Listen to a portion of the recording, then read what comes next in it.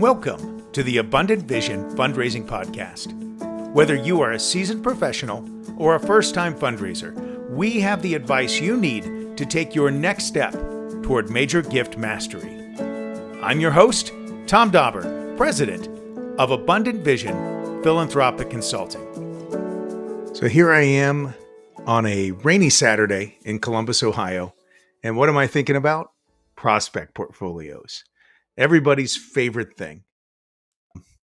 A lot of energy gets put into prospect portfolios and who should be in them, who should not be in them, and even how big are they?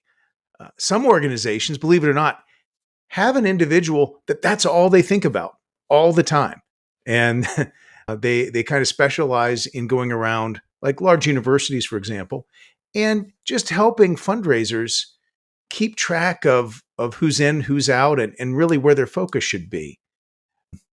We had that at the flagship university I used to work at, and it was very helpful. The individual would come in and kind of analyze, what are the wealth ratings of those individuals, and what's the affinity of those individuals to the extent we could know that. And they'd kind of put them in quadrants. And that's a great way to think about your portfolio.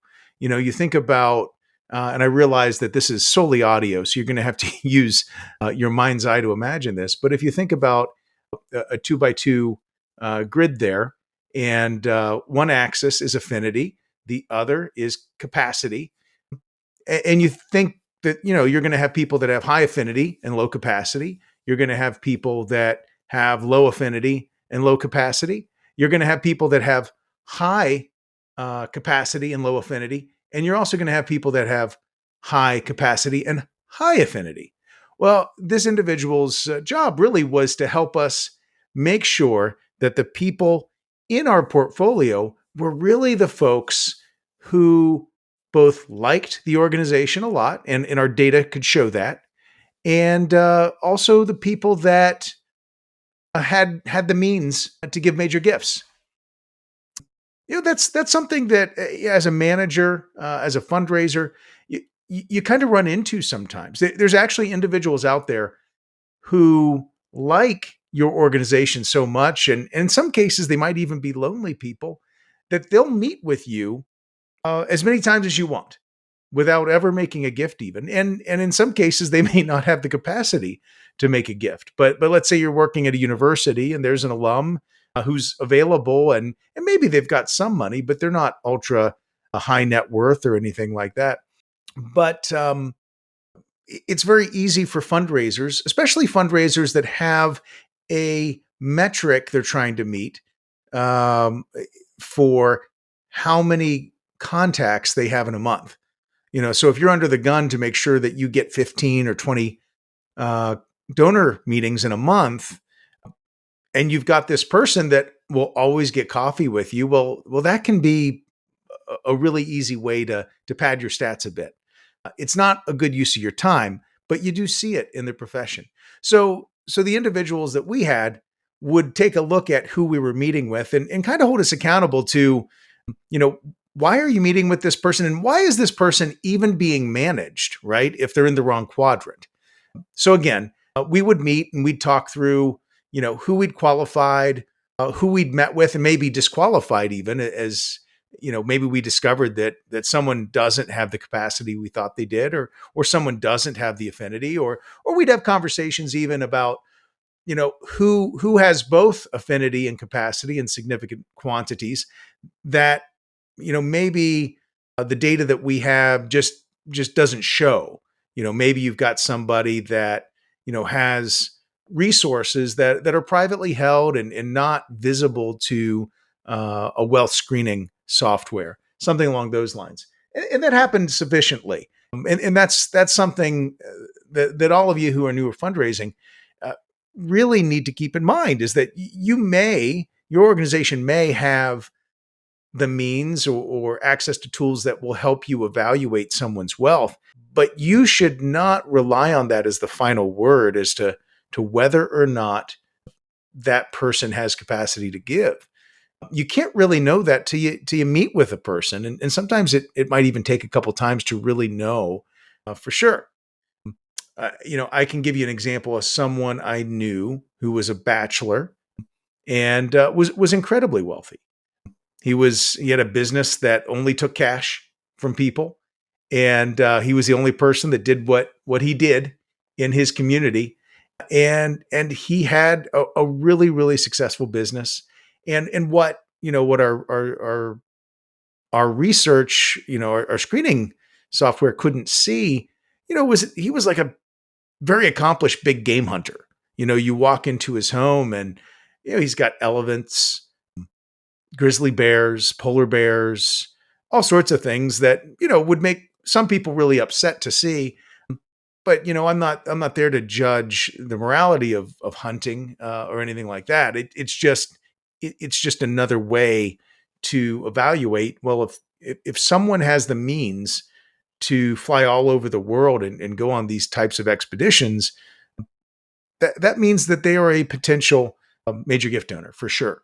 So, there's all sorts of things like that you're just not going to discover until you get a chance to actually talk with someone, visit their home, and learn about them. So, I guess that's rule number one for me on prospect portfolios. No one should ever be in your prospect portfolio unless you've met with them in person and have personally established that they have the type of affinity and capacity that you're looking for. Now, I guess I should take a step back in terms of what is a prospect portfolio. Well, just very simply, it's just a way of categorizing the group of people that you're working with as a major gift donor. You're thinking about, what's my body of work? What is the thing that I'm focused on to get the results that I need to as a fundraiser? Well, it's a grouping of people that both like your organization and have the means to make a gift. Whatever size of gift you're focused on in your particular role. It doesn't have to be a major gift portfolio. It could be an annual giving portfolio or anything else that you might have. But again, regardless of what you think about a particular donor, you don't know about it until you've confirmed it by talking with them and getting to know them a little bit. So, that's the first thing that I encourage you to do. Now, the question comes up of, well, what's the right size of major gift portfolio for me? So I've had portfolios as large as maybe 200 people. When I first started doing major gift work, I think I probably had one that large. And what I saw over time was that the flagship university I worked for began to slowly whittle that down. And here's why. Ideally, if we're out there cultivating relationships with donors and helping bring people along to a place of generosity, a place of giving, it takes some relationship. It takes some conversation. A major gift isn't something that you can typically just close in one conversation. If it is, that might tell you that it isn't really a major gift for that donor. We're looking for stretch giving. We're looking for giving out of their assets, not out of their income, right? And so those conversations take some time because first you've got to figure out, are they even open to that? And if they are open to a major gift, well, what would they want to support with such a gift? And then what type of vehicle? We're not necessarily just talking about a cash gift. We might be talking about a pledge. We might be talking about a gift of stock. We might be talking about a bequest. And there's other things we might be talking about as well. Could be real estate. All that being said, it takes some time if you're going to do it right. So you should expect that if you have a major gift portfolio, the individuals in that donor portfolio, it's probably going to be 2 to 3 touches per year. In some cases, it will be more. It's just a fact of life that some donors need more attention than others to get to the place you want them to go. I mean, if you've got an individual who maybe they've already made their gifts and you're just wanting to take care of them through good stewardship and impact reporting, those sorts of things. Well, some people, especially if it's a very large gift, you may want a couple touches with them. You may, as the gift officer, want to go meet with them and share with them some facts and figures and some donor swag. You might have a shirt to give them, or whatever your organization likes to give donors. But then you may follow that up with a visit from an executive from your organization, or some other team member who can speak more directly to how the gift is making a difference. So there's multiple things that you might do there. But on the flip side, maybe it is just a one-off. Hey, thank you. We really appreciated what you did. Either way, you want to be thinking about two to three touches per person. And they don't all have to be in person. I mean, it could be a Zoom call. It could be, having them to the organization for a big event where you're sitting at their table and you're connecting that way. But either way, those take some time. Those take some planning. And if you got two to three contacts per person, well, if you've got let's say you've got 100 people in your portfolio, right? Well, if you've got 100 people in your portfolio and you're looking at, three touches per person, well, all of a sudden you've got 300 contacts you've got to do that year, right? Well, let's divide that by 12. And I do have a calculator in front of me. Well, that's 25 visits, 25 meetings, I should say, every single month. That's a lot of donor meetings. If you think about dividing that by 4 and all of a sudden, you've got to have 6 donor meetings every single week, that may burn you out. That may result in your fundraising staff leaving for another organization. I mean, when I think about, my work at a flagship university, that was, I think the expectation there was maybe 12 to 15 contacts per month. And there were weeks I got 20. I was pretty good at that sort of work. I'm sorry, not weeks. Well, there were some weeks I got 20, but there were months that I got 20, right? For sure. But what I'm saying is, if you've got 100 people, you're not going to be able to realistically give them the type of attention that they need or deserve, and you're not going to be able to work with them effectively to move them through the cultivation cycle effectively to get to either a great stewardship experience, a gift, or just the qualification work that you need to do. And that's another point too. Someone should not be in your portfolio if you have not personally qualified them. So that means there's a body of work you're doing as a major gift officer that's not with the people in your prospect portfolio. What that means then is if the expectation of your organization is for you to let's say, let's make the expectation high. So let's say they're expecting you to do 20 donor meetings per month, right? Well, that's obviously 240 donor meetings per year. Well, that's with your prospect portfolio. So when are you going to then have time to do the type of qualification work that you need to do to keep the pipeline full, to keep discovering new donors and bringing them into the fold? That's a question that you've got to wrestle with. So I'll tell you what I think the solution is.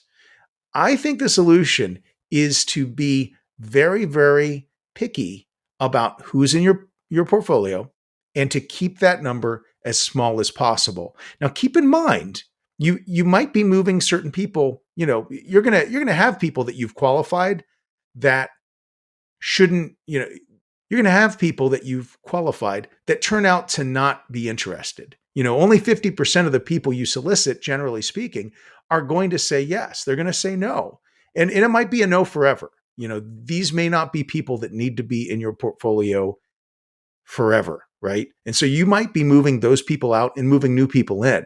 It's something that's always in flux. But generally speaking, you should have a third of your portfolio made up of people that are not ready for a gift yet.